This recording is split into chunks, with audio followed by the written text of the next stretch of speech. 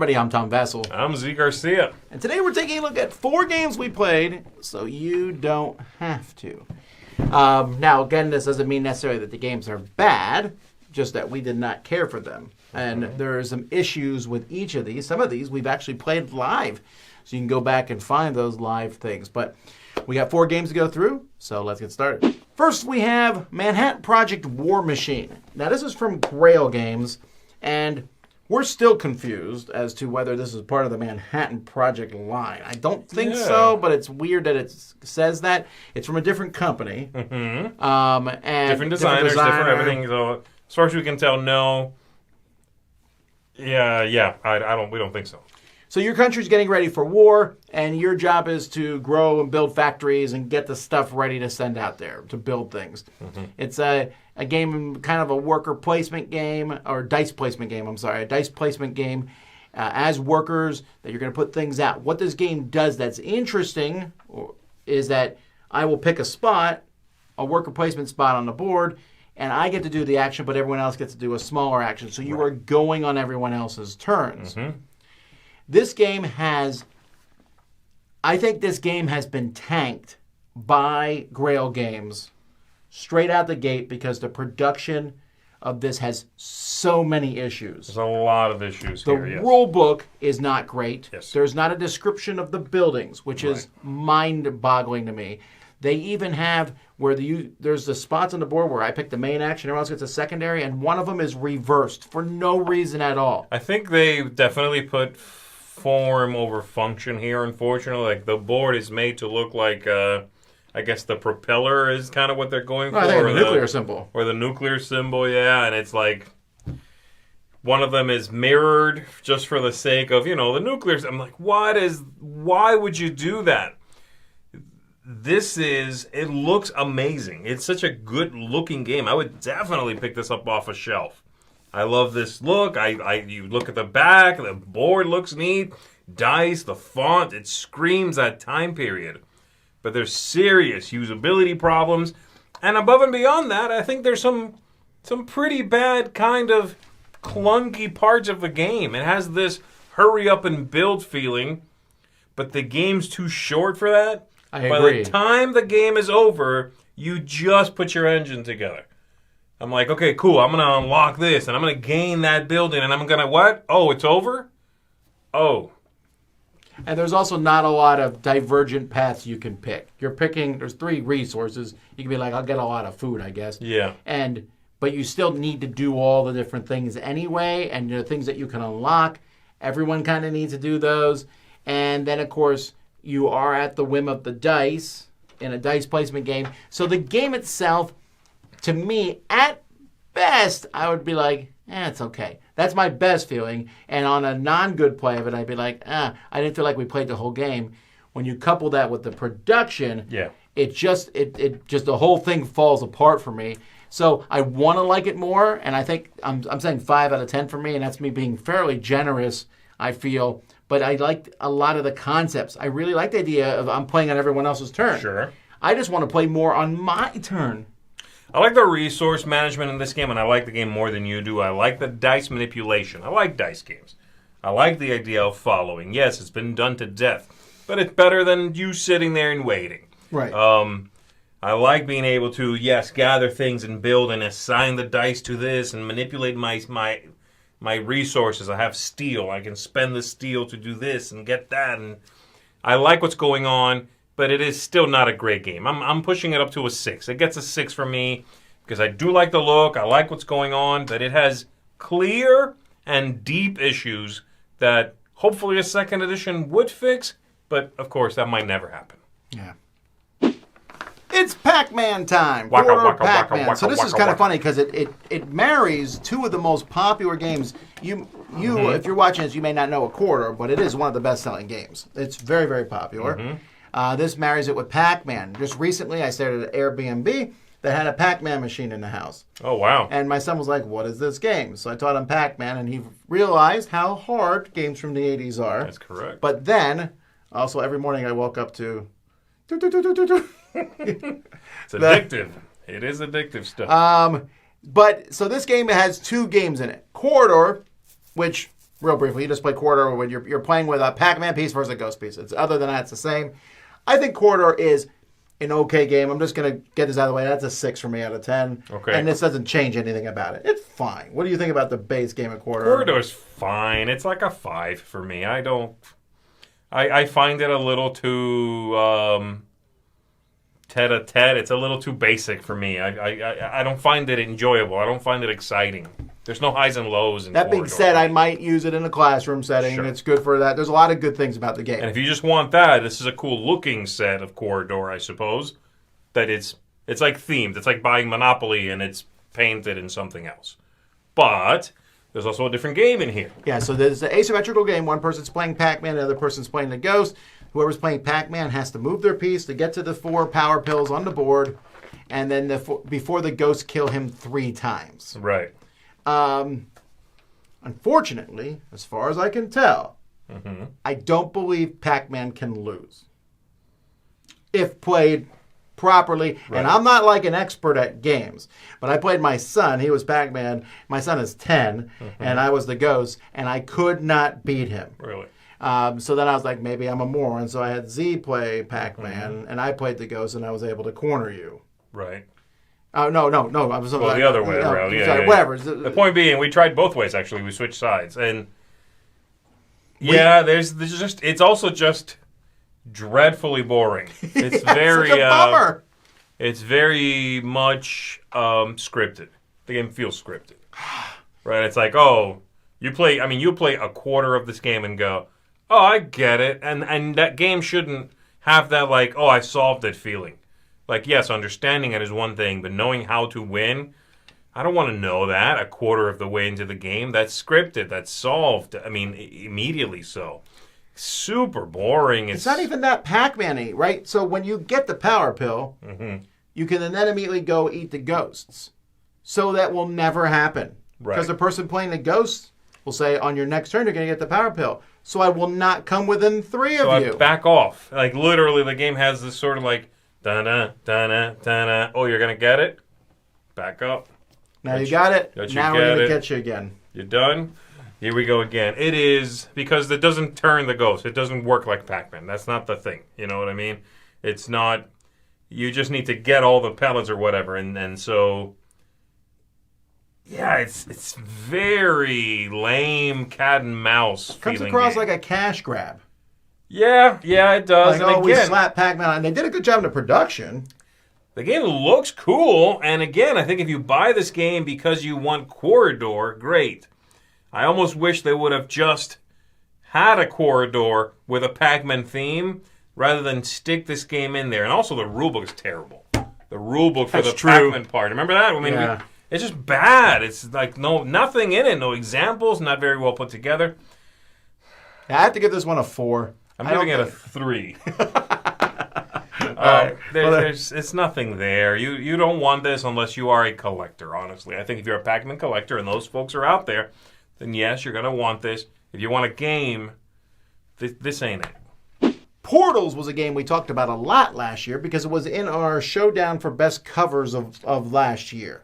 I didn't know anything else about the game, although I do know now that Dominic Day is a wizard who figured out portals, and he has these portals, and I'm about to run out of words on theme because there is none in this box. The cover is all the theme. The cover you is get. the most theme. Now, this is a gorgeous looking game. Yes. The pieces, these little pieces that you get, these little tiles, that nice plastic, the same material as like the tiles in Azul. Yes.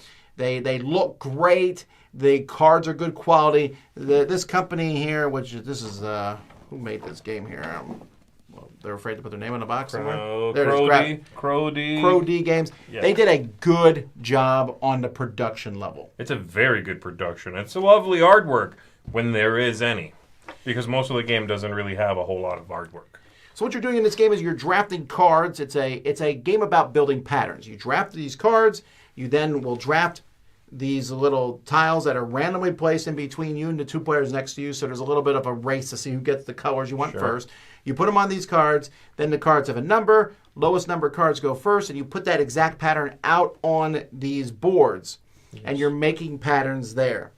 Now, that's there's some interesting way of scoring, although I went online and was reading about it, and the math isn't that great because you're going to pretty much score the same way every time. Sure. You're going to get a certain amount of points if you match 3 or 4. You get more if you put them next to one. I think someone calculated out that it's like most pieces you put out are worth 1.5 points or something to that effect. They figured it out. Interesting, yeah. Well, there's 2 scoring things that are at odds, right? It's either like if you match the pattern, then you get points for that. But if you put a piece next to a equally colored piece, you get points for that. They're never pre-printed that way, pretty much. No, it's impossible. Right, so you either score the one way, but if you mess that up, then you score the other way. And it's a zero-sum game, basically. Well, the reason the other way exists, I think, is because this game, unfortunately, has a 4th round.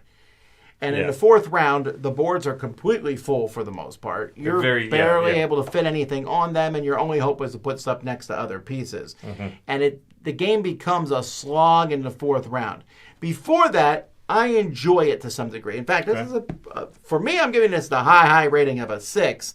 I didn't dislike it, except I think the 4th round is overly long. But also, on repeats, when you come back, I'm like, wait a minute, I'm doing the same thing. And so my game is kind of hampered by the stuff I have. And this game also is a problem that's in a 4-player game. It's not in a 3-player game. In a 4-player game, if the 2 players my side decide they're going to, and it's not even malicious, but they're just going to work on the things that are between us 2. Yeah. And that's what they're working on because it works better for them. The person in between them has a huge advantage, and I am at a disadvantage. And that will happen in a 4-player game. It just does. Now, they might turn their attention to him, but it's too late. I'm not scoring many points now. And I found that to be kind of disappointing. I like a lot of the ideas in this game. It just feels underdeveloped to me. I'm giving this one a 3. I like it twice as much as Z. Yeah, I think it is dreadfully bland over long, soulless, devoid of interest. I really found it to be an exercise not so much in frustration as it is in sort of endurance. This is almost like testing your endurance for sitting there and taking it. There's nothing here that I thought was interesting. Sure, the idea of taking from this side or this side it's all right. We've seen it before. It's been used in a few games. I don't think this game benefits from it, honestly. And I wish that there were some aspects of the game that were done simultaneously so it wouldn't take so long. This could easily be one of those games in which you do this thing in between the players and you go, draft to your right, everybody. You take one of those. Okay, everybody now draft to your left. Take one of those. And you just cut the game by half at least. Yeah, this says 20 minutes per player, 80 minutes for 4 players. It's too long. This is too long. This should be a 20-minute game total. I found it to be just so bland, and it's so abstract. To make a pattern, I already dislike these boring, like, make this pattern on this thing and score from the pattern thing. And in this one, they make you put together the pattern in front of you and then transfer it to another grid. It's so lame. I don't think any. Go play Azul, for goodness sake. Go buy Azul, play Azul. This is a 3. And that is Portals. Age of Inventors, which has one of the busiest covers of a game. Good grief. I mean, it's hard to... A lot happening. It takes a bit to find the title. This looks like a computer game that you would find at CompuServe. Not at the store, Circuit Office Max. City, baby. In this game, you are making inventors, creating other inventions. Mm-hmm. But you're doing that through a worker placement game in which you're placing workers to draft inventors and draft inventions and then place them on a board. The artwork for the game, there's some pretty funny... it's pretty good. It's okay, I guess. The artwork is okay. It's very stylized. It's okay. There's a few weird ones, like we make fun of Baby Ben Franklin. Baby Ben Franklin, he sort of looks like a toddler a little bit, chubby-faced, and it's chibi-esque, maybe, but it doesn't quite look right. Yeah, the whole artwork and the whole graphic design, I think, is very, very busy and works against the game, in my opinion. I think the gameplay is all right. There's a lot going on here as far as it feels like they tried to cram a lot. This cover is indicative, I think, of what happened probably behind the scenes with this game development, where they tried to put everything they could think of in here. It's a worker placement game. It's also a tile laying game. It's also adjacencies for the tiles, and the grid grows as you put things next to it. There's also several ones of these kinds of tiles. It's Inventors and Inventions, which are wildly different things, but both go shoved onto this grid. Grid fills up too fast. We ran into a major issue with that. That's a huge problem for this game. It's literally not... Yeah, like it's sort of... The game has a breaking down feeling. As the game goes longer, it sort of feels like it breaks down. It's all right. It's overwrought. It's a little busy.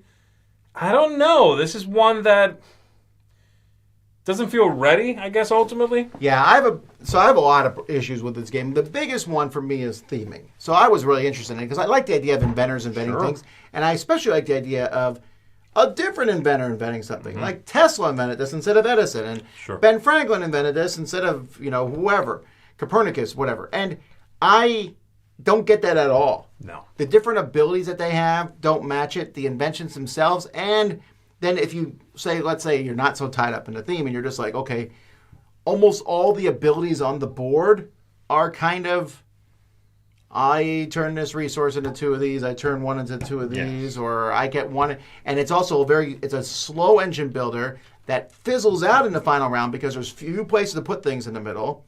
The worker placement spots get less interesting as the game goes by, and the game kind of slows down to a crawl till the machines stop working.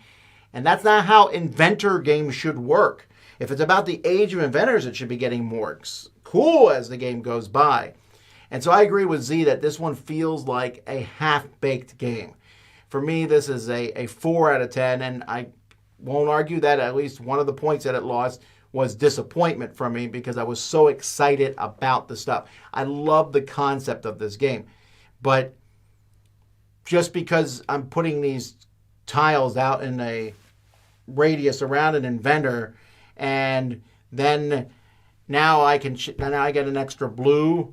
It just doesn't work for me. That theme the theme is hurting the game in this case. Like, I don't mind a themeless game per se, but I'm expecting more out of this, and the special abilities you have, it just kind of just drags to a halt. And the worker placement, there's not a lot of good places to put people. You run out of things. Yes. It's just not interesting. I'm giving it a 5. It's right down the middle because it doesn't inspire in me anyway any sort of passion either. This is a game that merely exists. This game exists, in my opinion. Is it good? No. Is it bad? Not particularly. It's not bad enough to be memorable, certainly. It's clunky. It's certainly very clunky. It feels like it's malfunctioning right under your fingertips, the whole thing. It wasn't ready. This one doesn't feel ready. I could see there being hint of an interesting game in there. I like some of these ideas at play, but the whole thing as it is right now just sort of chugs along. You can hear the gears grinding against each other, and you sort of hope it doesn't implode before you're done. Not a fan. It's blah. It's mush. Well, there you go. Age of Mush. Inventors. And that is 4 games. Now, you might like some of these games. Yeah. Well, that's great. Let us know in the comments. Let people know which of these they should get. I think, again, what's the one you would recommend if you were going to recommend one? Then it's Portals. Is that right? Maybe War Machine, actually, but I don't know. I would recommend the only one here that I'm like, maybe give it a try is War Machine. The other ones, definitely, I would not, stay away from them, in my opinion. But you're right. This is, we played them. You don't have to. Be a better person for it. I'm Tom Vassell. I'm Z Garcia. We'll see you next time.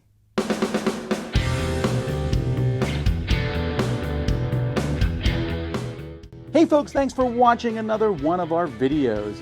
If you like our videos, if you like our channel, you would love to game with us at one of our conventions. Check out Dice Tower Cruise, Dice Tower East, and Dice Tower West. Fantastic conventions where we play games with wonderful people, a humongous library, and lots of other events and stuff. Also, don't forget to check out our channel, like and subscribe. I'm Tom Vassell.